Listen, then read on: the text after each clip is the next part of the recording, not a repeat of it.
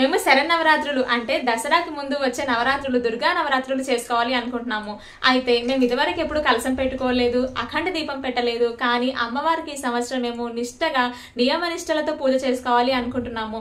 అయితే మేము ఈ దసరా నవరాత్రులు అంటే శరన్నవరాత్రులు మేము చేసుకోవచ్చా, చేసుకోకూడదా, ఎవరు చేసుకోవాలి, ఎప్పుడు మొదలు పెట్టాలి, ఎలా చేయాలి, ఎన్ని రోజులు చేసుకోవాలి, మాకు 9 రోజులు చేయడం కుదరదు, అలాంటప్పుడు మేము ఎలా చేసుకోవాలి, కలసం పెట్టే ఆనవాయితీ లేదు, కలసం పెట్టకుండా నవరాత్రులు చేసుకోవచ్చా, అలాగే అఖండ దీపం కూడా మేము ఇదివరకు ఎప్పుడు పెట్టలేదు, ఎలా పెట్టుకోవాలి, పెట్టకపోయినా పర్వాలేదా, ఈ కలసం అలాగే అఖండ దీపం పెడితే మాత్రమే పూజ చేసుకోవాలా, ఇలాంటి డౌట్స్ అన్ని మీకు ఉన్నాయి కదా. వీటన్నిటిని కూడా నేను వీడియోలో క్లియర్ చేస్తాను. మీరందరూ ఎప్పటి నుంచి ఎదురు చూస్తున్న వీడియో రాని వచ్చేసింది. దసరా శరన్నవరాత్రులు రానే వస్తున్నాయి కదా, ఇంకా వీడియో పెట్టట్లేదు ఏంటి అని అడుగుతున్నారు. మీ అందరి కోసం, మీకంటే ఎక్కువగా నేను ఎదురు చూస్తున్నాను దసరా శరన్నవరాత్రుల కోసం. ఎందుకంటే మనం ఒక్కసారి జీవితంలో ఒక్కసారైనా అమ్మవారి శరన్నవరాత్రులు చేసుకున్నామంటే గనక మనం ఇంకా అమ్మవారి నీడ కిందికి, అమ్మవారి చూపు కిందికి, అమ్మవారి గొడుగు కిందికి వెళ్ళిపోయినట్టే. నిజంగా నేను అలాగే భావిస్తాను. అంత సంతోషంగా, అంత ధైర్యంగా ఉంటుంది అమ్మవారి నవరాత్రులు చేసుకుంటే.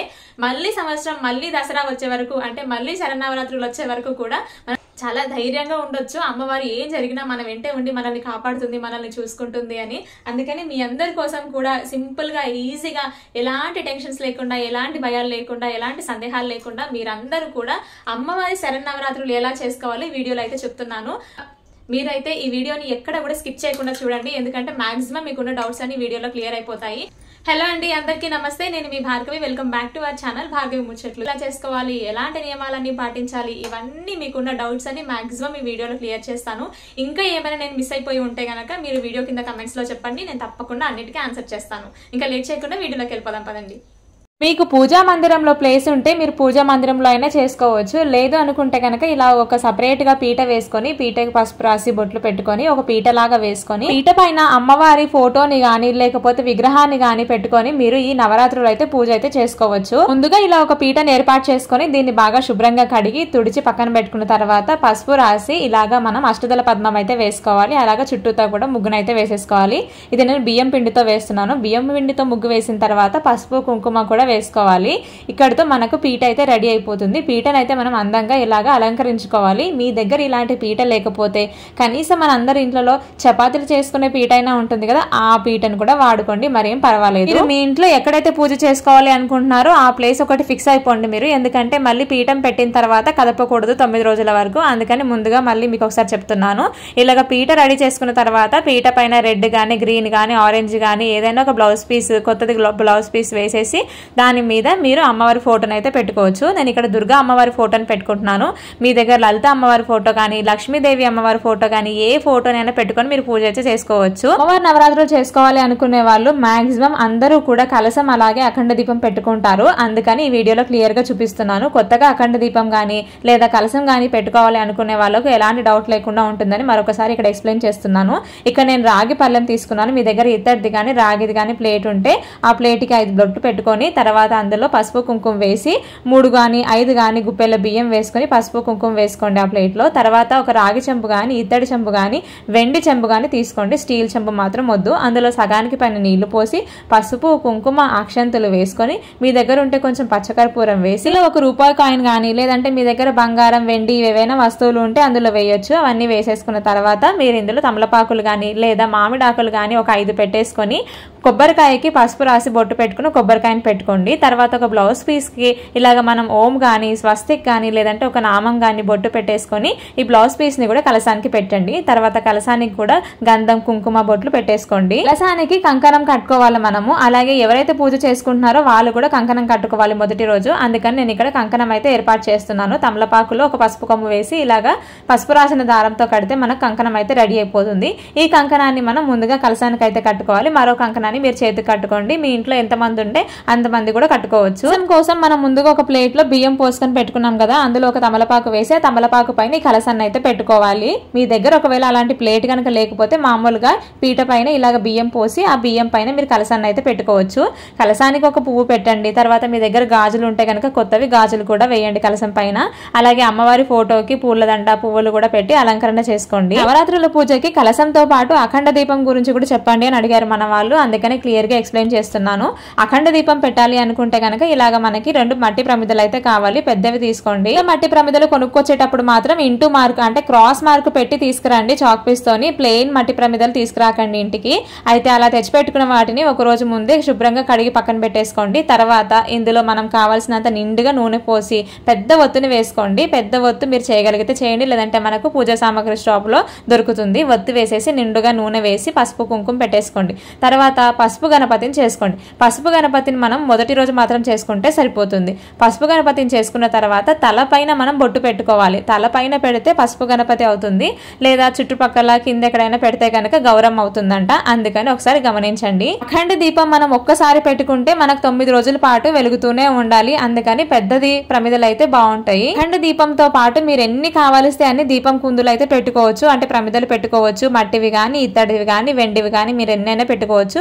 మినిమం 2 పెట్టుకోవాలి. నేను ఇక్కడ 2 ఇత్తడి కుందులు పెట్టుకున్నాను కదా, అందులో కూడా 2 వత్తులు చొప్పున వేసుకొని ఆయిల్ వేసేసి ఇలా పసుపు కుంకుమ గంధం బొట్లు అయితే పెట్టేసుకున్నాను. 5 కానీ 3 కానీ బొట్లు పెట్టుకోవాలి మనం ప్రమిదలకు కూడా. కావాల్సినవన్నీ 1కి 2 సార్లు చెక్ చేసి పెట్టుకోండి. ఆ ప్రసాదం కానీ, లేదంటే పంచామృతాలు కానీ, నీళ్లు, వీటన్నింటినీ చూసుకోండి.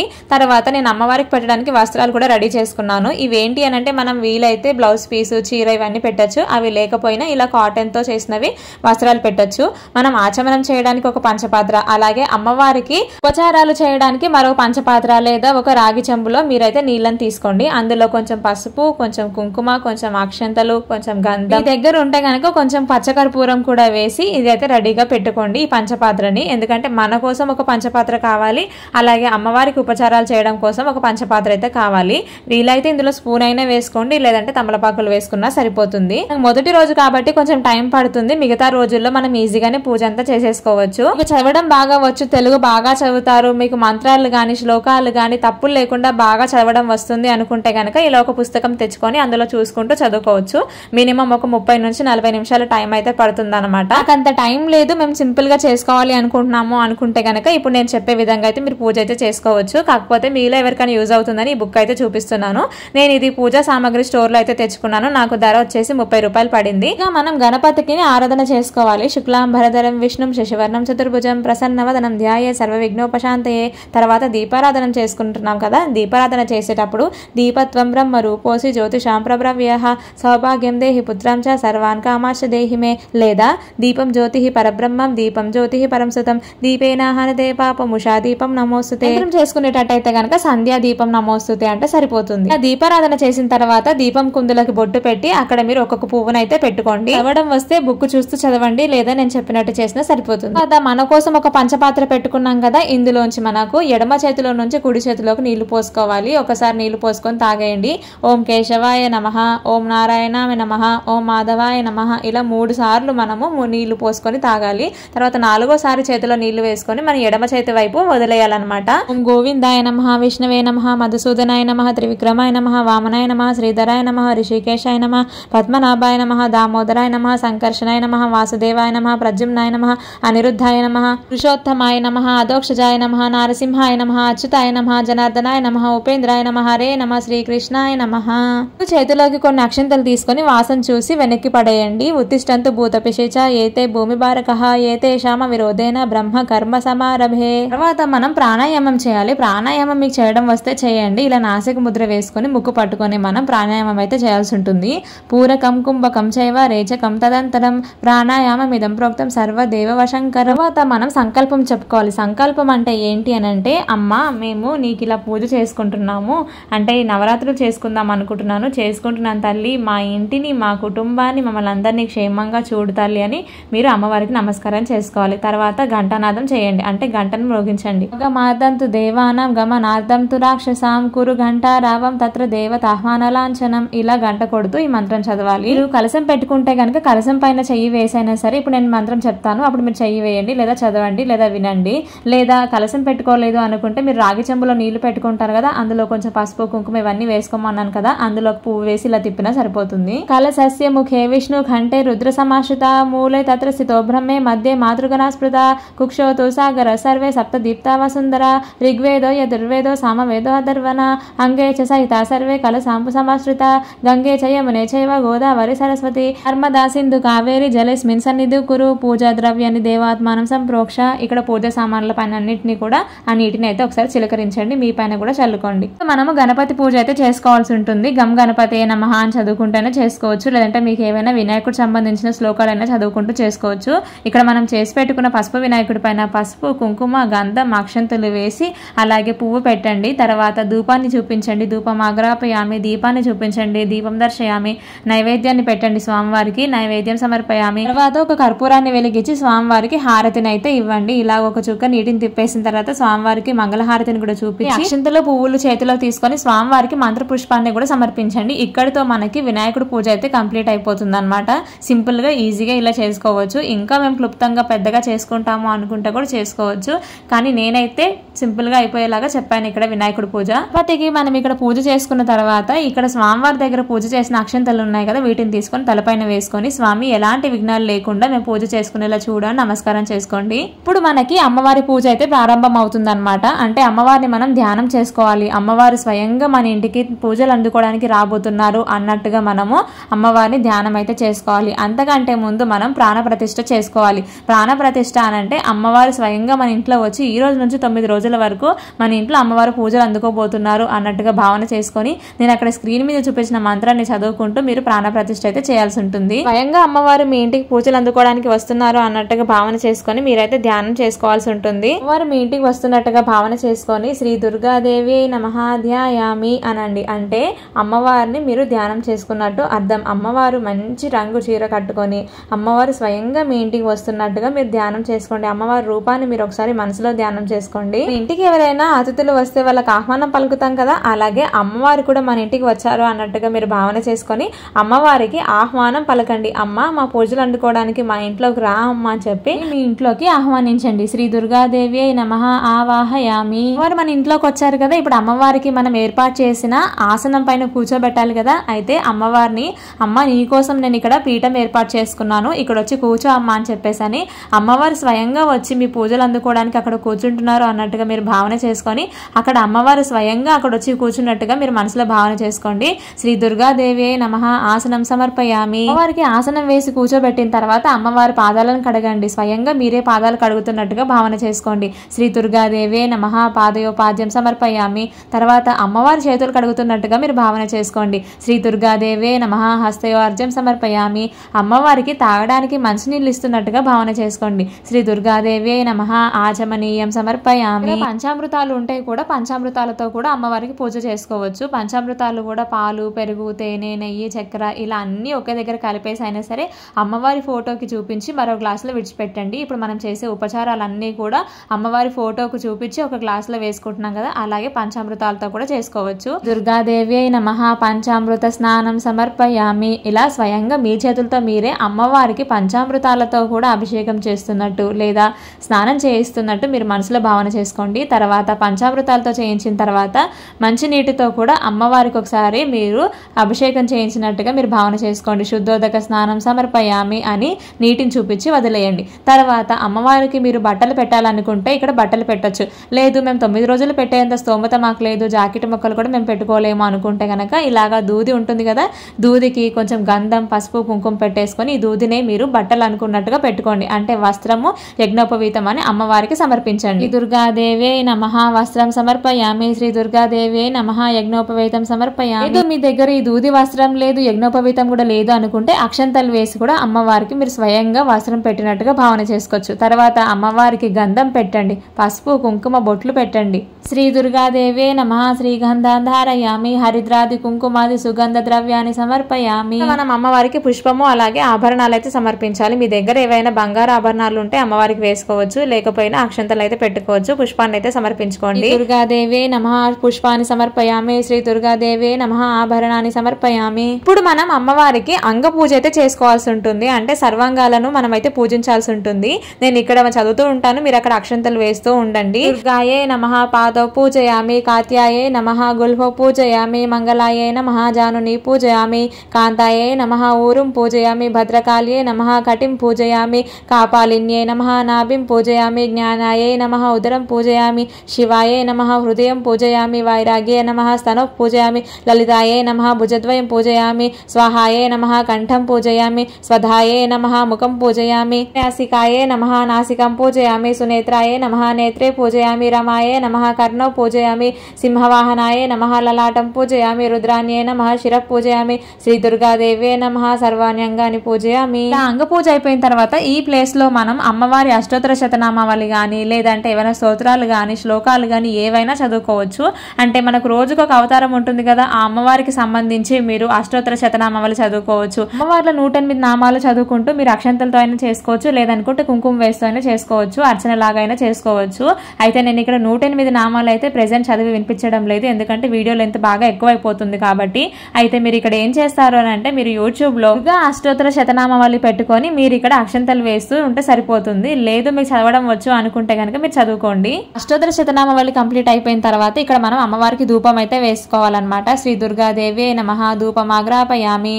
ఇక్కడ మీరు సాంబ్రాణి కప్స్ అయినా వేసుకోవచ్చు, లేదనుకుంటే అగరబత్తీలైనా చూపించవచ్చు. తర్వాత దీపాన్ని చూపించండి అమ్మవారికి. శ్రీ దుర్గాదేవి నమః దీపం దర్శయామి. తర్వాత మీరు ఏవైతే నైవేద్యాలు ప్రిపేర్ చేసి పెట్టుకున్నారో అంటే తయారు చేసి పెట్టుకున్నారో ఆ నైవేద్యాన్ని అమ్మవారికి చూపించాలి. ఇవేం నైవేద్యాలు చేసుకోవాలి, ఏ రోజు ఏం నైవేద్యాలు పెట్టాలి, ఇవన్నీ నేను నెక్స్ట్ వీడియోలో పెడతాను. ఎందుకంటే ఈ వీడియో లెంత్ ఇప్పటికే బాగా ఎక్కువైపోతుంది. అందుకని ప్రతిరోజు కూడా మనకు అమ్మవారి అలంకరణ ఏముంటుంది, ఏ రోజు ఏం నైవేద్యం పెట్టాలి, అమ్మవారిని మనం పూజించడం వల్ల మనకు కలిగే ఉపయోగాలు ఏంటి, ఇవన్నీ కూడా నేను క్లియర్గా నెక్స్ట్ వీడియోలో చెప్తాను. ఈ వీడియో కింద కూడా ట్యాగ్ చేస్తాను. ఆ వీడియో చేసిన తర్వాత చూడడం మాత్రం మిస్ అవ్వకండి.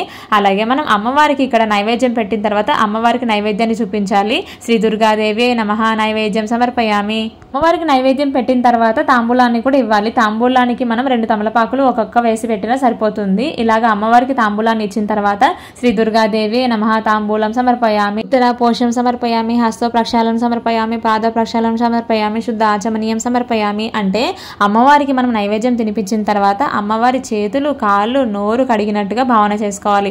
తర్వాత అమ్మవారికి తాగడానికి మంచినీళ్ళు ఇచ్చినట్టుగా భావన చేసుకోండి. మనం అమ్మవారికి కర్పూర మంగళ నీరాజనాన్ని అయితే సమర్పించాలి. అయితే మనం ఇక్కడ మీకు ఏవైనా పాటలు వస్తే పాడండి, లేకపోతే కర్పూర మంగళ నీరాజనం సమర్పయామి అని అన్నా సరిపోతుంది. అమ్మవారికి హారతి ఇచ్చిన తర్వాత మీరు కూడా ఆ హారతిని కళ్ళకద్దుకోండి. తర్వాత చేతిలో కొన్ని అక్షంతలు తీసుకొని మీరు 3 ప్రదక్షిణలు చేయండి. అమ్మవారి ముందు 3 ప్రదక్షిణలు చేసి ఆ అక్షంతల్ని అమ్మవారి ఫోటో దగ్గర కానీ విగ్రహం దగ్గర కానీ వేసేయండి. దుర్గాదేవే నమః అక్షతాన్ సమర్పయామి. శ్రీ దుర్గాదేవే నమః ఆత్మ ప్రదక్షిణ నమస్కారం సమర్పయామి. ఇక్కడతో మనకు పూజ అయితే పూర్తయిపోతుంది.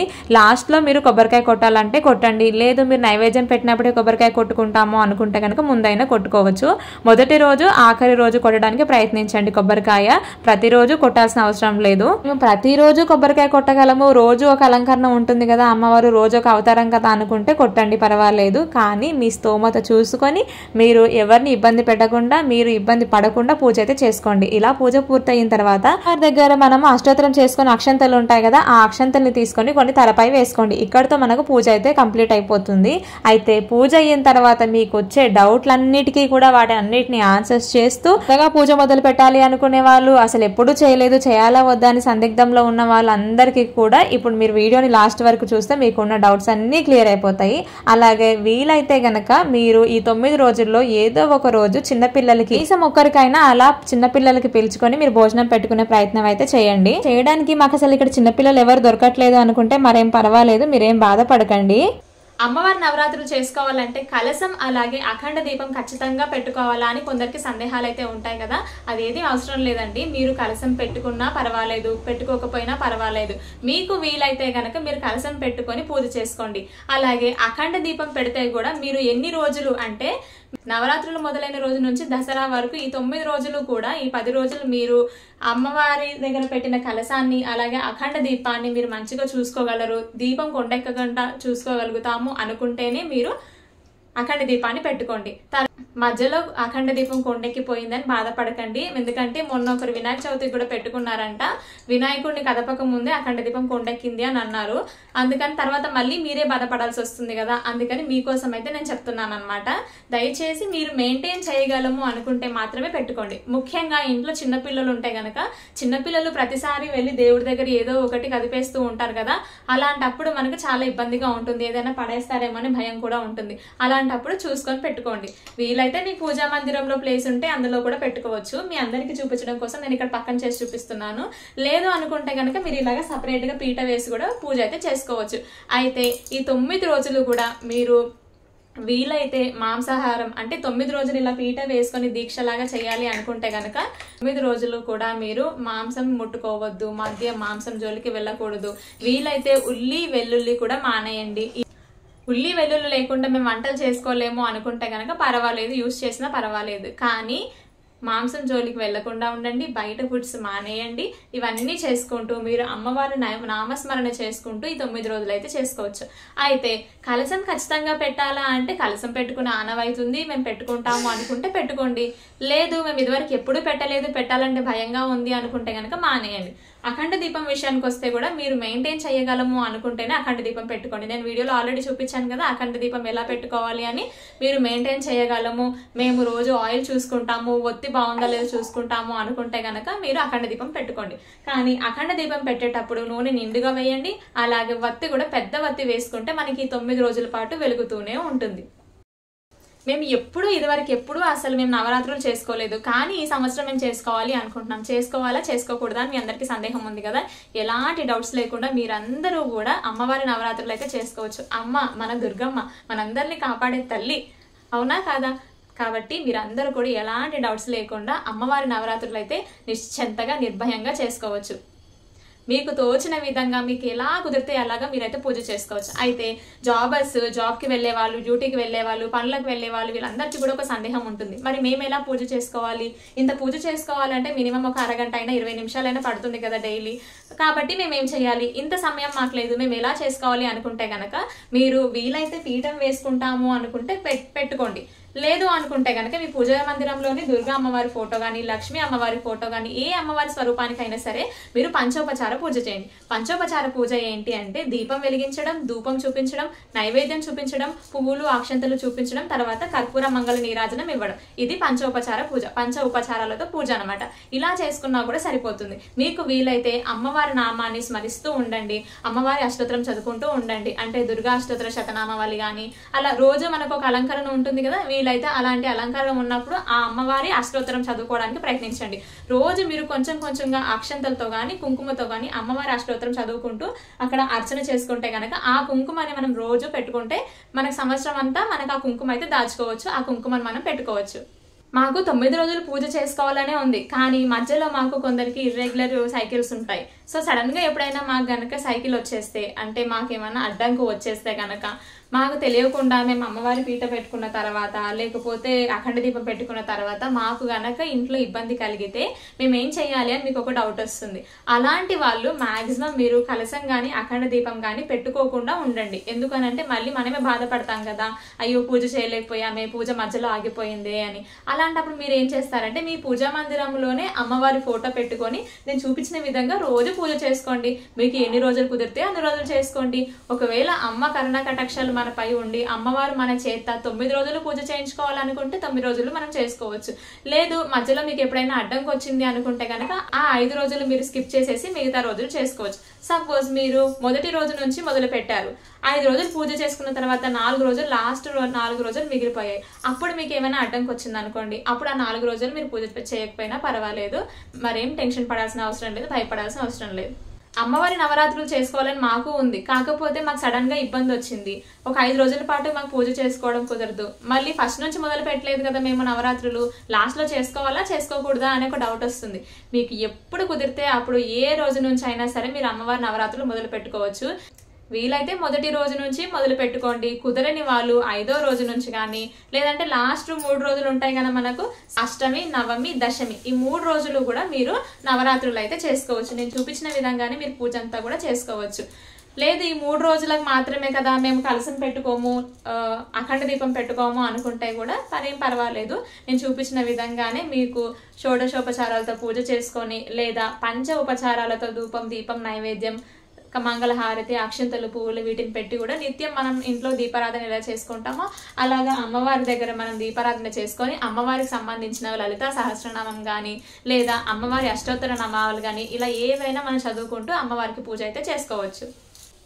అమ్మవారి నవరాత్రుల్లో మొదటి రోజు మనం ప్రాణప్రతిష్ఠ ఎలా చేసుకోవాలని అమ్మవారి ఫోటో పైన చేపెట్టి చూపించాను కదా, అది మొదటి రోజు మాత్రమే చేయాలి. అలాగే పసుపు వినాయకుడిని కూడా మనం మొదటి రోజు మాత్రం చేస్తే సరిపోతుంది, ప్రతిరోజు చేయాల్సిన అవసరం లేదు. అలాగే ఒకవేళ మీ దగ్గర వెండిది కానీ ఇత్తడిది కానీ పంచలోహాలతో కానీ విఘ్నేశ్వరుడు విగ్రహం ఉంటే చిన్న సైజు మన బొటనవేలు సైజు అంతే ఉండాలి విగ్రహాలు.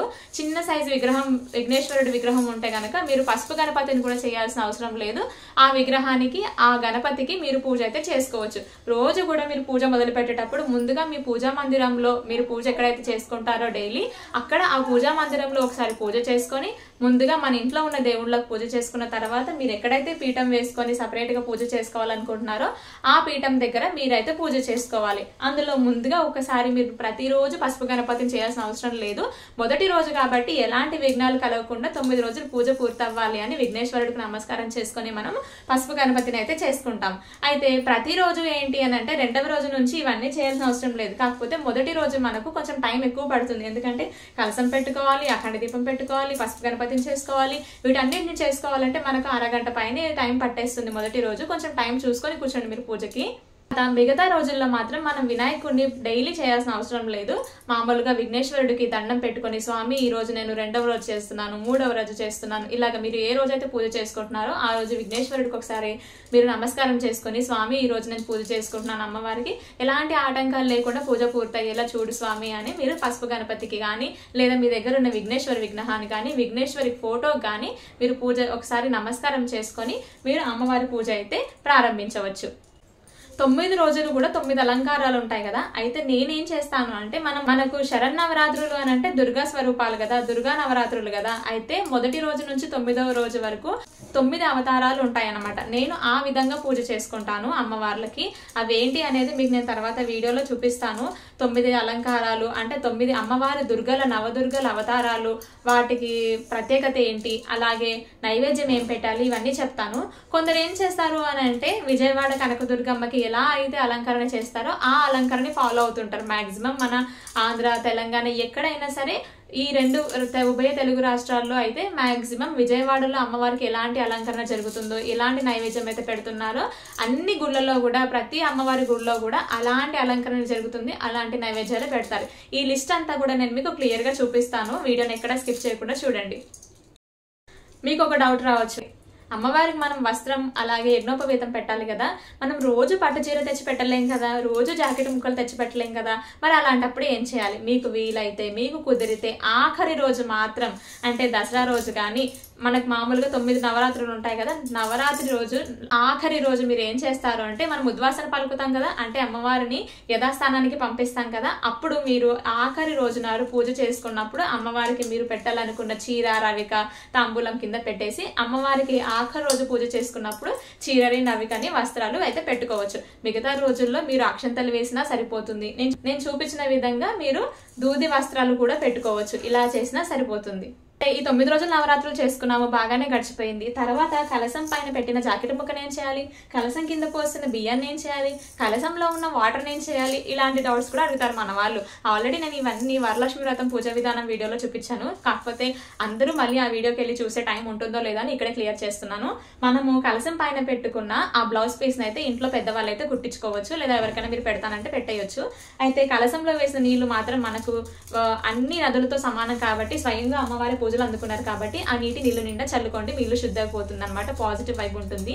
తర్వాత బియ్యం అయితే మీరు ఏదైనా మంచి రోజు చూసుకొని ఆ బియ్యాన్ని వండుకొని తినేస్తే సరిపోతుంది. ఈ పసుపు గణపతిని మాత్రం పూల మొక్కల్లో వేసేయండి, తులసి కోటలో వేయకండి. ఈ అఖండ దీపం కూడా అలాగే మనం వదిలేస్తే తర్వాత 2-3 రోజులకు కొండెక్కుతుంది, మరేం పర్వాలేదు. నవరాత్రులు అయిపోయిన తర్వాత మనం ఈ అమ్మవారి ఫోటోని మీరు వీలైతే పూజా మందిరంలో పెట్టుకోండి, లేదంటే తీసి పక్కన పెట్టేసుకుంటే మళ్ళీ సంవత్సరం మనం యూజ్ చేసుకోవచ్చు. పూజ పూర్తయిన తర్వాత పూజలో పెట్టిన ప్రసాదాలు, పంచామృతాలు, కొబ్బరి నీళ్లు వీటన్నిటిని ఏం చేయాలని అడుగుతున్నారు మన వాళ్ళు. కొందరు తెలియక పాపం తెలియక అడుగుతున్నారులేండి. కొత్తగా పెళ్ళైన వాళ్ళు కానీ కొత్తగా పూజలు చేయడం మొదలుపెట్టిన వాళ్ళకి కానీ తెలియదు కదా, అందుకని చెప్తున్నాను. అయితే పూజలో పెట్టిన ప్రసాదాలు, నైవేద్యాలు, పంచామృతాలు, కొబ్బరి నీళ్లు వీటన్నిటిని కూడా మనం ఇంట్లో ఎంతమంది ఉంటే అందరం తీసుకోవచ్చు, బయట వాళ్ళకు కూడా పంచిపెట్టుకోవచ్చు, మరేం పర్వాలేదు. 9 రోజులు కూడా మీ హెల్త్ కండిషన్ బాగుంటే మీరు ఒంటిపూట భోజనం చేయండి, బ్రహ్మచర్యం పాటించండి, భూషైన ఉపశయనం అంటే కింద పడుకోవడం లాంటివి చేయండి, ఇంకా మంచిది. అన్నీ చేయడం మా వల్ల కాదు, మేము చాలా సింపుల్ గా పూజ చేసుకుంటాం అనుకుంటే కూడా నేను చెప్పిన విధంగా మీరు పంచ ఉపచారాలతో ధూపం, దీపం, నైవేద్యం, అలాగే కర్పూర మంగళ నీరాజనం, అలాగే అమ్మవారికి అక్షంతలు పువ్వులు వేసి మీరు సింపుల్ గా పూజ ఎలా అయితే చేసుకుంటారో అలా కూడా చేసుకోవచ్చు. ఈ వీడియోలోనే 9 రోజుల అమ్మవార్ల అలంకారాలు, అలాగే నైవేద్యం ఏం పెట్టాలి ఇవన్నీ చెప్పాలనుకున్నాను. కాకపోతే చాలా టైం అయిపోతుంది అనమాట, వీడియో లెంత్ ఎక్కువ అయిపోతుంది. అందుకని నేనైతే ఈ వీడియోలో చెప్పట్లేదు. నెక్స్ట్ వీడియోలో మరింత క్లియర్ గా ఎక్స్ప్లెయిన్ చేస్తాను మీకు. అమ్మవారి అలంకారాలు, అలాగే అవతారాలు, ఆ రోజు మనం పెట్టవలసిన నైవేద్యాలు ఇవన్నిటిని ఎక్స్ప్లెయిన్ చేస్తాను నెక్స్ట్ వీడియోలో. అమ్మవారి ఫోటోకి మనం ప్రాణప్రతిష్ఠ చేశాం కదా మొదటి రోజు, అయితే ఆఖరి రోజు కూడా ఉద్వాసన చెప్పాలి కదా. ఉద్వాసన చెప్పేటప్పుడు నేను ఇక్కడ స్క్రీన్ మీద ఇచ్చిన ఈ శ్లోకాన్ని చదువుతూ మీరు ఉద్వాసన చెప్పవచ్చు. చెప్పడం రాదు అనుకుంటే గనక శ్రీ దుర్గాదేవి నమః యథాస్థానం ఉద్వాసయామి పునరాగమాయ అన్న సరిపోతుంది. ఈ రోజు వీడియో మీ అందరికీ కూడా వీడియో యూస్ఫుల్ అయిందని అనుకుంటున్నాను. వీడియో నచ్చితే మాత్రం ఒక లైక్ ఇవ్వండి. ఛానల్ ఇంకా ఎవరైనా సబ్స్క్రైబ్ చేసుకోకపోతే వెంటనే సబ్స్క్రైబ్ చేసుకోండి. మీ ఫ్రెండ్స్ అండ్ ఫ్యామిలీ మెంబర్స్ అందరికీ కూడా వీడియోని షేర్ చేయండి. మీరందరూ నేను అందరం కలిసి ఈ దసరా శరన్నవరాత్రులు అందరం చాలా సంతోషంగా భక్తి శ్రద్ధలతో చేసుకోవాలని మనస్ఫూర్తిగా కోరుకుంటున్నాను. శ్రీమాత్రే నమః.